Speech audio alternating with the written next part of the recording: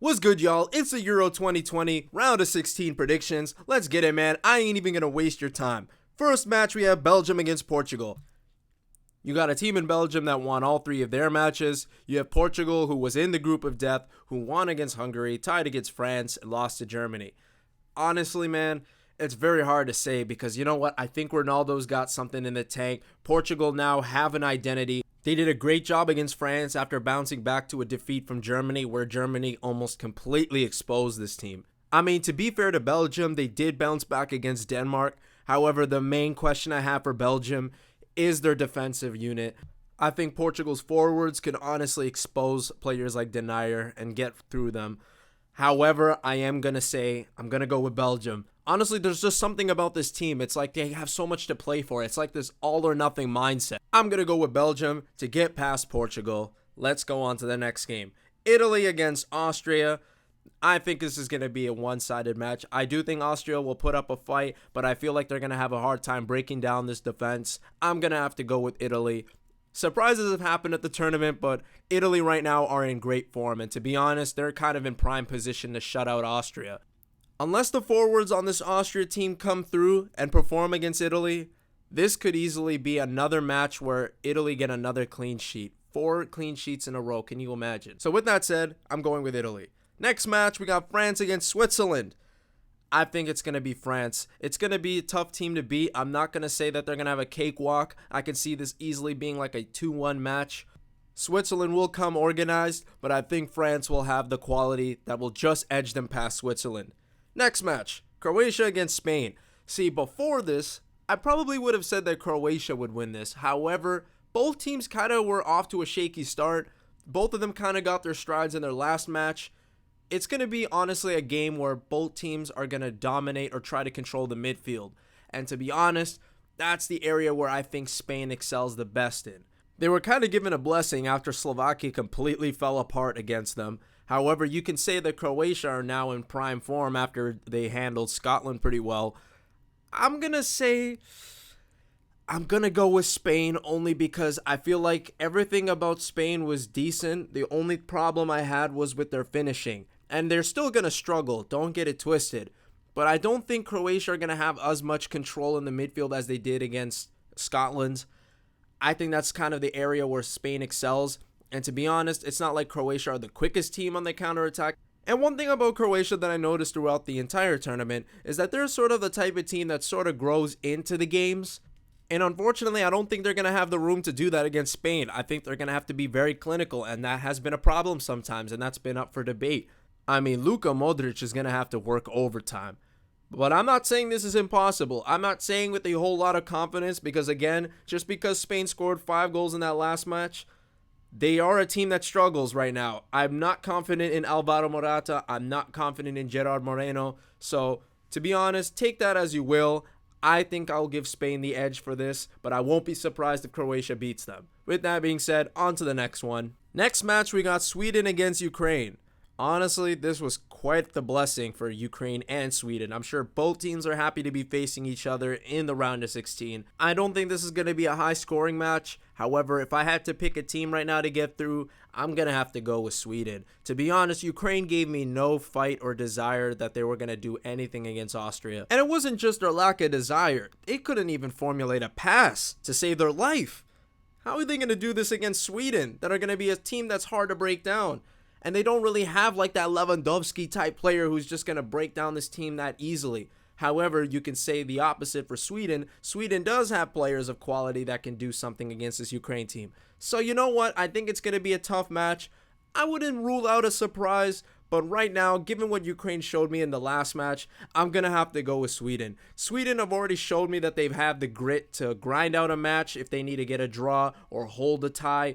And against Poland, they were able to secure the win even when they came back into the match. And I mean, they were going up against the best striker in the world in Robert Lewandowski. So it's not even a slight to them. So you know what? I'm going to go with Sweden to get through this match. Let's go to the next one. And now this is a big one. England against Germany.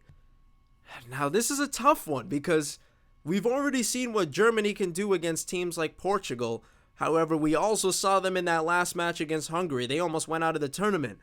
I mean, like, the big problem with this team is their defense. I mean, they're just so vulnerable. Even in that game against Portugal when they were up 4-1. Despite the fact that they were up 4-1. 4-1. There was so many moments in this game where I thought, man, are Portugal really about to perform the comeback? Especially when they scored that second one. It just felt like, man, is this really about to be that masterclass display from Portugal? Are we really about to see Germany just completely fall apart? Now, with that being said, now we got to turn to England. England haven't been so great at this tournament, and honestly, like, I don't know what to say. Like, they've only scored 2 goals in the knockout stage. Yeah, they held these teams to clean sheets, but I mean, now you're going up against a different caliber of team. You were struggling against teams like Scotland. Now you're going to go up against Germany. How are you going to hold that firepower? See, that's the only tricky thing, because we haven't seen what England can do against teams like Germany. Honestly, I wouldn't favor England at all if this wasn't being played at Wembley Stadium. This is a match that can legit go either way. This can literally go to either England or Germany. And I know they're playing at Wembley Stadium. That's going to be a huge critical factor.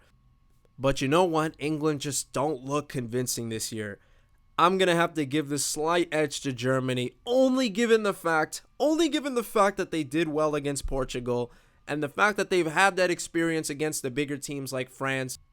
And look, I get it. They struggled against Hungary, but so did France. And to be honest, despite the fact that Portugal won 3-0, prior to the 83rd minute, honestly, it was looking the same way. It looked like they were going to draw. So you know what? I'll give the slight edge to Germany. The slightest edge. We'll just have to wait and see what happens. If I'm wrong, then so be it. Let's go on to the next one, and this is going to be a big one for me personally. It's the Netherlands against the Czech Republic. Oh my god. Had Slovakia not lost so badly against Spain, there was the slightest chance that we could have ended up facing Sweden. But we ended up facing the Netherlands. A team that's well informed, a team that's had questions going into the tournament, but have pretty much shut down all the criticism and are going with full form, ready to go. Honestly, man, this is going to be so tough.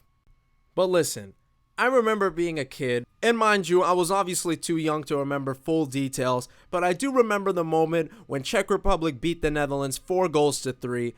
Now remember, the Netherlands were eliminated by the Czech team back in 2016 to even qualify for the Euros. And I'd argue that this Czech team is way better than the team that played back then. Now with that being said, the Netherlands team today is currently way better than they were back in the day. So let's just get that out of the way. And you know what? If I'm being honest with myself and realistic, the Netherlands have the better odds. They have the better midfield players. They've got players in form. They just have the players that can beat this Czech team. But you know what? I don't even care if I get this wrong. I'm going to back the Czech Republic to beat them. I got to support the team that I'm rooting for. I don't care what anyone says. I don't care how absurd you guys think I am in the comments. Let me know down in the comment section below what you think. But I'm going to give them that outside chance. I will say, though, the only way we beat this team is if Tuchel plays out of his skin. That guy's going to have a lot of work to do defensively, but he's also going to have to provide those chances and crosses in order for Patrick Schick to score those goals, because I do think he's clinical enough. I will say that Daley Blind is going to be their only weak spot in their defense. And listen, I'm completely aware that this Netherlands team is going to be very hard to beat, but I do think that Czech are going to be hard to beat as well. And I would just love this team to perform one big upset in this tournament and just see how far they can get, because hey, the next match could be against Wales or Denmark. But you know what? I don't even want to look too far ahead. Right now, we got one big match. I'm going to root for Czech Republic. Let's get it, man. Češi do toho. Let's go on to the next match, the last match. Wales against Denmark. See, you know what? Wales are a tough team to break down, and you know what? They're going to be very quick on the counterattacks. Now, with that being said, after seeing what Denmark did to Russia, and just seeing how much grit this team has, and how much trouble they gave Belgium, I'm going to give Denmark the slightest edge. And not because I'm slightly rooting for them, but I think that they just have so much to fight for. I think Wales are going to be tough customers, don't get it twisted. But I just think that Denmark have so much to prove in this tournament, and I think they want to go all the way. And you know what? They might be the Cinderella story of the tournament. So you know what? I'm going to give this one to Denmark, and they will probably win, I don't know, maybe 3-1, 2-1. I think it's going to be close. I don't think it's going to be a landslide victory. I think it's going to be very close. But I just think Denmark has so much to play for, and I think they're going to win it. So with that being said, those are my predictions. I have Belgium, Italy, France, Spain, Sweden, Germany, Czech Republic, and Denmark getting through to the knockout stages. And listen, I know that the Netherlands are the favorites. But you know what? That's a prediction I'm happy to be wrong about if it happens. I got faith in this Czech team. I think they can do something. And hopefully, maybe something will happen. Maybe they'll surprise everybody. I just got to have faith and back my team.